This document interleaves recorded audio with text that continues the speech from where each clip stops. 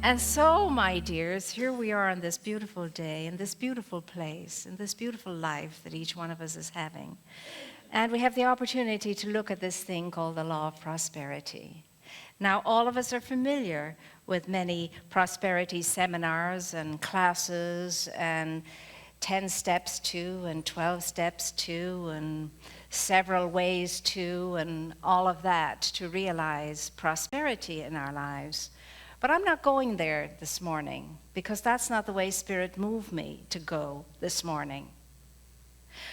I believe deep down within the bone marrow of me and deep within the core of my being that the only way for you and for me to experience and celebrate a huge experience of prosperity is to first and foremostly realize that we already are prosperous. We already have available to us everything we need in order to flourish and to thrive. Now, this shocking fact came to me during the week as I was listening to a wonderful seminar given by Wayne Dwyer. And I don't believe it's one of his recent ones. I believe it's one from, it could be as many as maybe 12 years old, but nevertheless, the facts remain the same and things have not improved really that much since then. A little bit, yes, and we are on the move forward.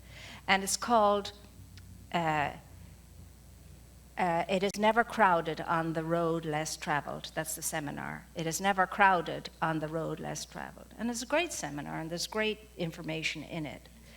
So looking at prosperity, yes, all through the week, I always look at whatever it is we're going to be looking at on a Sunday through the week. But last night, Saturday nights are intense because that's when I really just go quietly, listen, and see what happens after I've studied and put things together.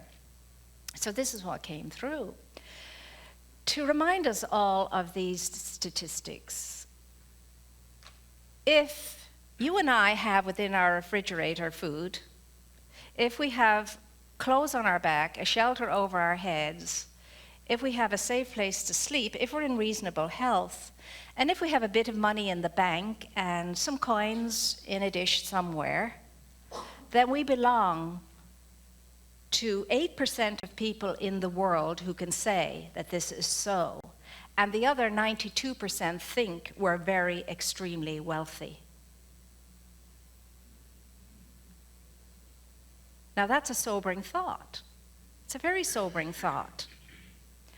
And so when we think about these things globally, when we think about ourselves as a global family, which is what we're invited to do, to think about ourselves as a global family, not Redondoites or Torranites or wherever it is we live, or South Bayites, or Americans, or Italians or Irish, whatever. If we think of ourselves as globally interconnected with each other and responsible for each other and here to be here for each other, and that every child in the world is my child, if we think like that and we listen to those statistics, it's very, very, very shocking. Now, I know they have changed since then, and we've moved ahead somewhat, but not far enough in my estimation. Now, there may be something to support us in realizing how well off we are in the bag.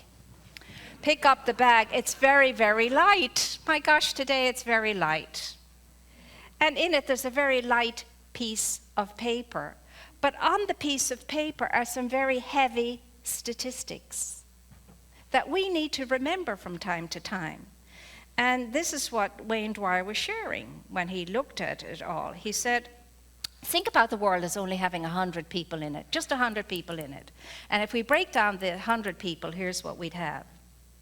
57% would be Asian, 21% would be European, 14% would come from the north and the south, the northern and southern hemispheres, 8% would be African, 52% would be women, 48% would be men, 70% would be non-white, 30% would be white. 6 people would have 5% of the world's wealth, and these 6 people would be from the US.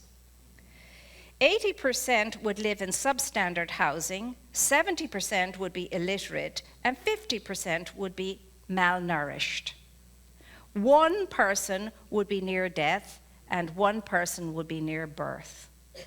1 person would have a college education, and 1 person would possess a computer. Now that may be about 12 years ago, so things have changed somewhat since then. I'm not quite sure when because there was no date on this seminar.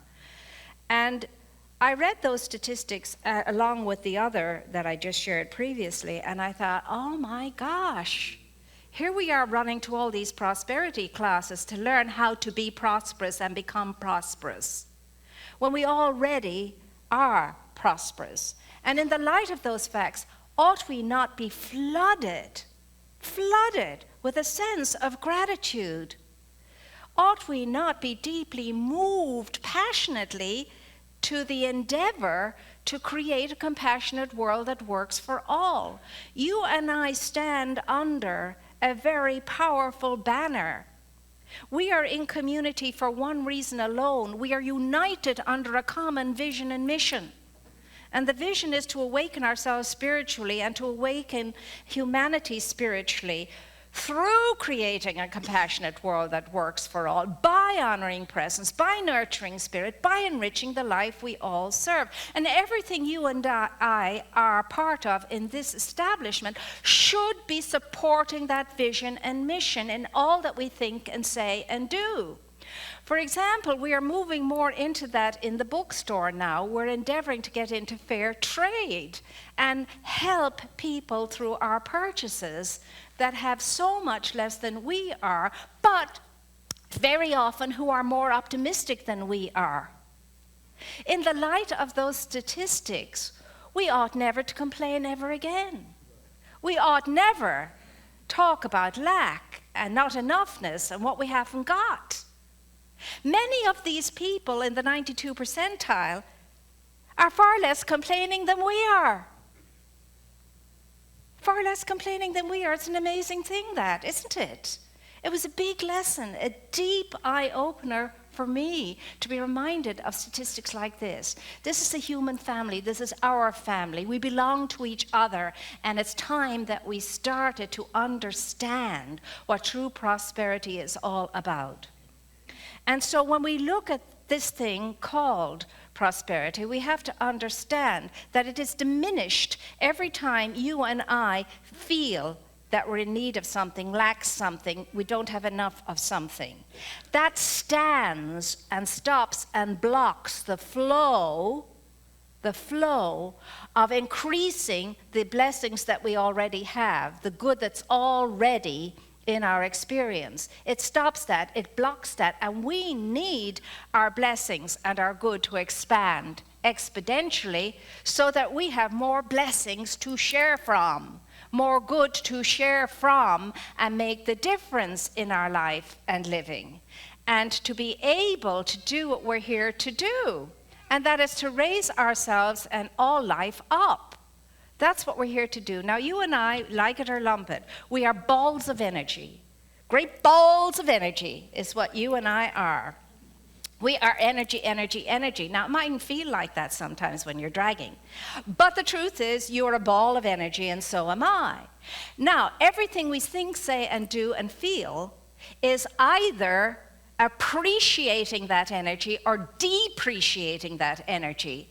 It's either advancing the energy and expanding the energy and growing the energy, or it's weakening it. It's weakening it. Everything you think, say, do, and feel is affecting the energy field that you are, which affects all of the energy field, the universal energy field. So don't ever think I've nothing to give. I have so little myself, I've nothing to give. Baloney! You have your energy to give. You have your thoughts to give. You have your feelings to give. You have a kind act to give. You have a kind thought to give, a kind feeling to give. We have so much to give before we even touch that delicate subject called money. We have so much to give, but we're sitting on most of what we have to give because we're thinking in terms of lack and limitation and not enoughness and less than. So today sucks it to us to wake up and realize just how blessed we are and how much we have to give. And in the less fortunate places on our planet, as far as stuff and things and money and all the rest of it is concerned, those people are fantastic in showing us how to care, how to share. Fantastic. I can remember the story of hearing a story when I was a child about a neighbor that knocked on another neighbor's door in dire necessity to be able to put food on the table or whatever, take care of business, not a penny in the house. The door of the neighbor she knocked on was equally challenged financially. She didn't have anything to spare to give to her neighbor. The neighbor wanted the loan of, a few shillings, it would have been in those days, and my growing up. She didn't have that, but she sympathized, and she, patted the lady on the back, and off she went back home thinking, what am I going to do? Well, in a couple of hours, a knock came to the door, and there was the lady she had visited looking for help, and she handed her some money. And she said, I don't understand. You didn't have anything else to spare either. Oh, she said, I had the great idea. I'll go pawn my wedding ring and I'll give it to you. I know you're good for the money, and there it solves the problem. A woman who didn't have anything to spare in the dish that most of us have coins in somewhere, went and pawned her wedding ring so that her neighbor could feed her children that day. That's being aware, that's caring, and that's sharing. But you have to be aware in order to care, and you have to care in order to share. And all of us can do that, especially us, especially us. That's the story of the widow's mite in the temple in the master teacher Jesus time, when everybody was going up and some people, very proudly dropping their purse of money on the, offerings. And she just went up there with her last little coin, put it on the offering table or whatever it was. And she was the one that Jesus pointed out as being a true example of what it was to understand the one and only law of prosperity. And the law of prosperity can be summed up in 3 words. 3 words. Give, give, give. Because it is written, give, and it shall be given unto you, shaken up, pressed down, and spilling over. That's the only law of prosperity. There is none other. That is the only law of prosperity. Give, and it shall be given unto you. But those who have a true generous spirit give without counting the cost. That's the key. You give without counting the cost and expecting a return or a reward or appreciation or whatever else goes with our giving sometimes. To give and not count the cost, as the saint's prayer went. To fight and not heed the wounds, to labor and not seek reward, the only reward being in knowing that I am one with your holy will. You see. And so it's a hard lesson for us today. It's not about, okay, first step in realizing prosperity is, second step is, third step is, fourth step is, read this book, take that seminar, go to that class, and so on. It's not. It's to wake up and see how things are as they are and ask ourselves, am I standing under the banner of the vision and the mission of this spiritual center to help co-create a compassionate world that works for all? Well, how do we think that's going to happen? If what? If we don't move upon what we hear, what we identify with, what we feel, if we don't move upon it. Nothing happens without movement. Nothing happens without movement. Isn't that amazing? Nothing happens without movement, and you and I are in movement all the time, especially in our minds. Movement all the time. So where do we begin with all of this? Because to look out there and see things, and the many people who are in real need, when we look out there and we do that, it can be quite overwhelming. Well, no. We don't have to do that. We do what Mother Teresa called us to do. Do what is necessary where you can. Then you will do what is possible where you can. And after a time, you'll find yourself doing the impossible wherever you are. Just do what's necessary. What's necessary, that's all. The little we can do, because again, some great soul once said, I cannot do everything, but there's one thing I can do. And the one thing that I can do, I must do. That's all. I can't do everything, but there's one thing I can do. And that one thing I must do, and that one thing is going to make all the difference in the world. In the world. Not just in your immediate life or mine, but in the whole world. Because every time you're thinking or feeling or doing something that is appreciating your life, it's appreciating all life and vis-a-vis. Isn't it amazing how well off we are and we don't even realize it? Or how little we realize it? How seldom we realize it. Honestly, there's no reason why any one of us should ever complain again of not having enough. None whatsoever. So you and I are called today to look at this. There's not one of us sitting in this room that doesn't have a house with some excess in it.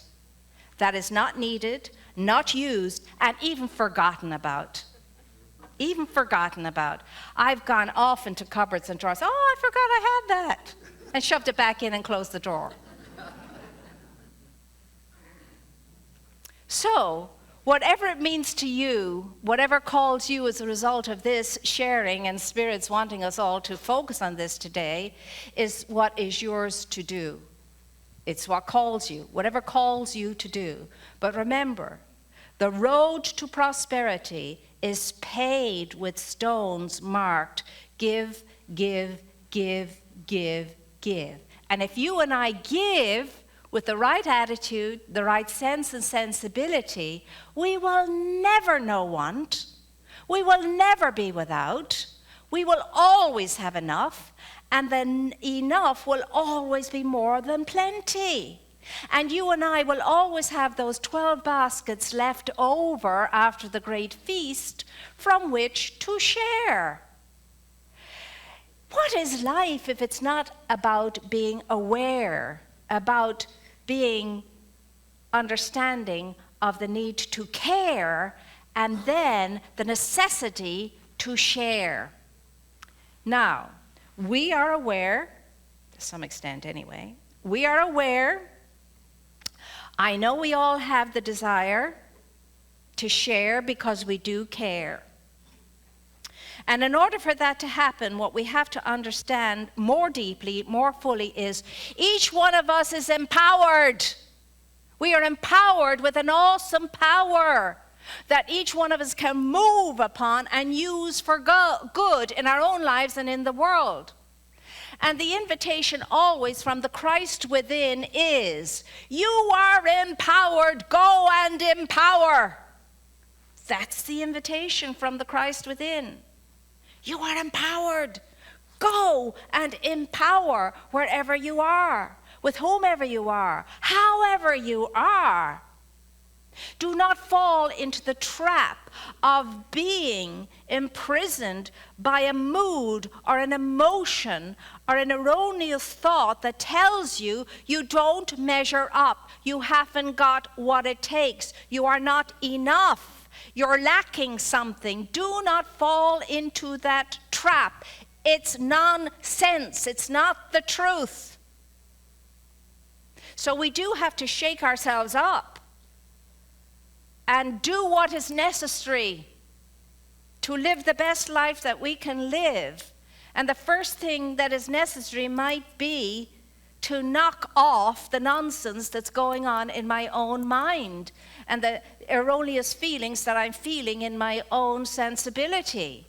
Knock it off so that I can get back on track and back into the understanding that there is a power for good in the universe, almighty, infinite, omnipotent, omniscient, omnipresent, and that power is right where I am. It fills me, it's around me, it's about me, it's available to me, and I can use it. How often are we going to hear it, my dear ones, before we really believe it? Before we allow ourselves to go there and say, I believe it. I have faith in it. I trust the creative process in my life. I surrender myself to it. I give myself up to it. And in so doing, I'm letting go of all the doubt, all the fear, all the craziness, all the nonsense, all the negativity, all the ailments that I have so beautifully clung to and nurtured and nourished for so long. Let the wake of the past go. It is only a wake and it doesn't power the ship. It's the past. We must let it go so that we can be here, sovereign, available, empowered, and ready to empower. And the greatest way you and I can empower is by giving ourselves away. Giving ourselves away through our thoughts, through our feelings, through our good, through our talent, through our time, and through our treasure. That's how you and I can embrace and be one with and congruent with prosperity. And so it is.